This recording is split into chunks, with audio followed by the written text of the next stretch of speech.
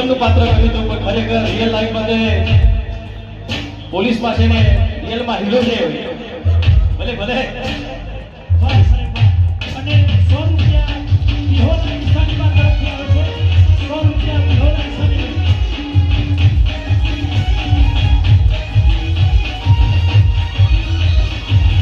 આમ આવી ગયો આમ